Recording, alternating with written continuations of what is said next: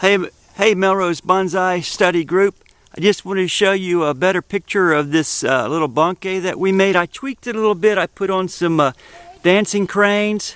There's a little guy inside of that house. I don't know if you can see it very well, but this is the mountain. I tweaked the trees slightly. I cleaned them up with a pair of scissors, and I just wanted to update you guys. There's a little temple on top of the mountain there. I didn't do anything on the back much because quite frankly nobody's going to see it, but here's the little trees.